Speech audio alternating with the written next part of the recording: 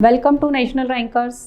मैं हूं आभा गुप्ता सेरीवाल और हम पढ़ रहे हैं क्लास 12th का अकाउंट, जिसमें अब हम पढ़ेंगे कि अगर किसी सैदन की मृत्यु वर्ष के बीच में हो जाती है तो उसको दिया जाने वाला लाभ हम किस तरीके से निकालेंगे। इससे संबंधित क्वेश्चन आप देखिए। ABC एक फर्म में साझेदार थे। 31 मार्च 2018 को ए की मृत्यु हो गई। पिछले वर्ष के अंत से मृत्यु की तिथि तक उसके लाभ की गणना मृत्यु की तिथि के पूर्व के 3 संपूर्ण वर्षों के लाभ के आधार पर करना है। मतलब जो गत 3 वर्षों की, जब उसकी डेथ हुई, उसके गत 3 वर्षों के लाभ के आधार पर उसकी लाभ की राशि को निकालना है। मृत्यु की तिथि के अ के हिस्से के लाभ की गणना कीजिए और इस संबंध में अगर कोई जनरल प्रविष्टि है तो वो भी हमको इसमें करना है। तो ये देखिए 3 वर्ष के लाभ दिए गए हैं, 25,000, 22,000 और 28,000। इनके आधार पर हमें इसकी लाभ की राशि निकालनी है। किसकी? अ की। ए की डेथ कब हुई है? 31 मार्च को। तो 31 मार्च तक उसका लाभ में कितना हिस्सा बनता है ये हमको देखना है। तो इसके लिए सबसे पहले हम लिखेंगे कैलकुलेशन ऑफ प्रॉफिट।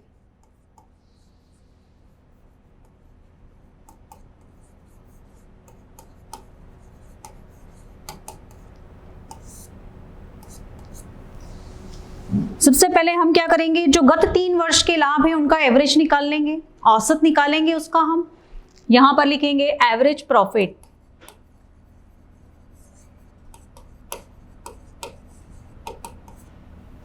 तीन वर्ष के लाभ दिए हैं 25,000, 22,000 और 28,000। इन तीनों को हम प्लस कर लेंगे। प्लस करने के बाद फिर हम इनको 3 से डिवाइड कर देंगे। पहले इनकी हम टोटल लगा लेते हैं, 75,000। अब इसका एवरेज प्रॉफिट निकालेंगे कि पिछले 3 साल में इनका जो लाभ है वो 75,000 रुपये हुआ, तो 1 साल का औसत कितना है। तो औसत निकालने के लिए 75,000 को हम 3 से डिवाइड कर देंगे। मतलब हर साल एक 25,000 रुपये का औसत लाभ इनको हुआ है। ये तो फर्म का लाभ आ गया 25,000, लेकिन हमको जिस पार्टनर की डेथ हुई है उसका निकालना है इसमें। और कितने टाइम का निकालना है? 3 महीने का।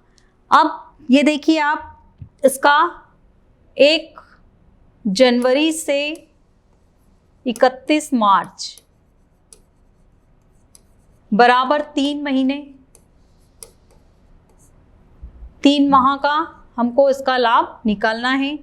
25,000 इंटू 3/12 इंटू, अब इसमें इसका शेयर भी निकालना पड़ेगा। किसका? ए का। इसका अनुपात क्या था? जब हमने क्वेश्चन पढ़ा था उसमें दिया गया था कि इनका जो अनुपात है वो बराबर है। मतलब अनुपात हमको दिया ही नहीं है, मतलब बराबर बराबर बांटते हैं जो भी प्रॉफिट होता है।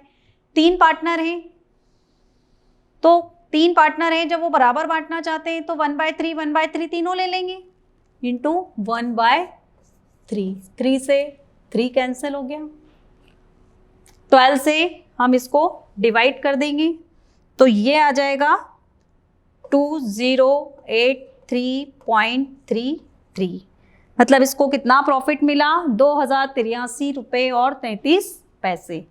ये किसके प्रॉफिट की गणना कर रहे हैं हम? ए, जिसकी डेथ हुई है। अब जर्नल एंट्री अगर हमको करने को कहा जाए तो हम इसकी एंट्री क्या बना देंगे? देखिए आप, profit and loss account DR to A's capital account 2083.33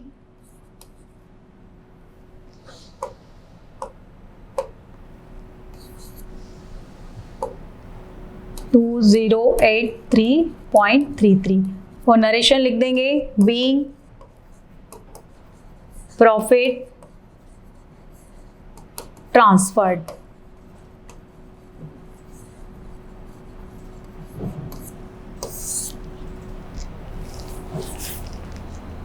ये क्वेश्चन था हमारा, जब किसी साझेदार की मृत्यु वर्ष के बीच में हो जाती है तो उसको लाभ की राशि समय के आधार पर कैसे देना है, उससे संबंधित था। सबसे पहले हमने एक एवरेज प्रॉफिट निकाला गत 3 वर्षों का, और उसमें फिर उसका 3 महीने 1 जनवरी से 31 मार्च को उसकी डेथ हुई है तो 3 महीने का प्रॉफिट प्लस उसका शेयर जो भी उसका बनता है वो, तो 3 से 3 कैंसिल करके हमने 12 से इसको डिवाइड किया तो ये आया 2083 रुपये और 33 पैसे। और अगर आपको जनरल एंट्री बनाना है तो आप इस तरीके से उसकी एंट्री बना सकते हैं।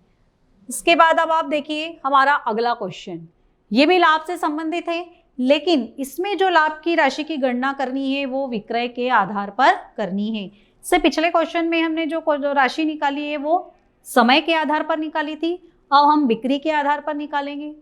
देखो XYZ बराबर की साझेदारी में है और इनका अनुपात है 5:3:2। 31 मार्च को अकाउंट बंद किए जाते हैं इनके। 17-18 में इनकी बिक्री 30 लाख रुपए की हुई।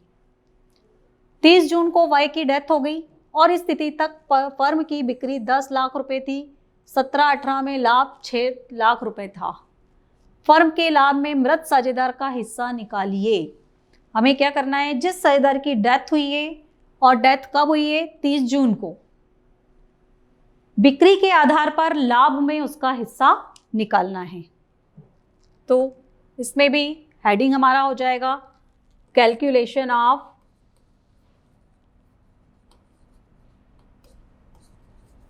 प्रॉफिट। प्रॉफिट निकाल रहे हैं हम इसमें भी। सबसे पहले आप देखिए कि इसमें टोटल सेल्स कितनी है। क्वेश्चन में हमको दिया गया है टोटल सेल्स 30 लाख रुपए, ठीक है। और पिछले वर्ष मतलब 2017-18 का प्रॉफिट दिया है हमको 6 लाख रुपए, ये क्वेश्चन में हमको दिया गया है। तो अब हम क्या करेंगे, इसके आधार पर हम ये देखेंगे कि कितना इसको लाभ का प्रतिशत कितना है। जब बिक्री इसकी 30 लाख होती है तो इसको 6 लाख का प्रॉफिट होता है। तो ये जो लाभ का परसेंटेज है वो क्या है, किस परसेंटेज से इसको लाभ हो रहा है। तो यहाँ लिखेंगे percentage of profit on sales equal to total profit ऊपर आ जाएगा 6 लाख। जब हम किसी का परसेंटेज निकालते हैं तो 100 का यूज करते हैं और नीचे आ जाएगा 30 लाख, है ना। जब भी आपको किसी सब्जेक्ट के नंबर निकालना है, जैसे कि मान लीजिए आपको अकाउंट में 100 में से 48 आए तो आपको ये देखना है कि कितना परसेंट आया है ये, तो उसके लिए आपको 100 ऊपर लगाना पड़ेगा। तो हम क्या करेंगे, ये 0 से ये 0 गया, 1 2 3 4, 1 2 3 4, ये 0 हमने कैंसिल कर दी। फिर 3 से 6 को कैंसिल किया 2 टाइम्स, मतलब उसको कितना लाभ होता है 20% का। 30 लाख की बिक्री पर 6 लाख का जो लाभ है वो कितना परसेंट है 20%। अब जब इसको 20% लाभ होता है तो जब 10 लाख की बिक्री होगी तो कितना लाभ होगा, ये हमको निकालना है। वाई की डेथ के समय जो फर्म की सेल्स है वो लिख लेते हैं पहले हम, sales on wise death equal to 10 lakh. जब 30 लाख की बिक्री पर 20% लाभ होता है तो 10 लाख की बिक्री पर कितना लाभ होगा ये हम निकाल लेंगे। 10 लाख इंटू 20/100, तो ये लाभ आ जाएगा हमारा 2 लाख रुपए, ठीक है। 2 लाख रुपए जो लाभ आया है इसका हमको क्या करना है, 6 महीने का निकालना है। इसकी डेथ कब हुई है 30 जून को, मतलब अब हमको क्या करना है, इसका 6 महीने का निकालना है इंटू 6/12 इंटू, और इसका शेयर भी, इसका शेयर दिया गया है 3/10, 3/10। ये 0 से ये 0 चली गई, 6 2 जा 12, 2 से आप इसको कैंसिल कर दीजिए, तो ये इसका प्रॉफिट आ जाएगा 30,000।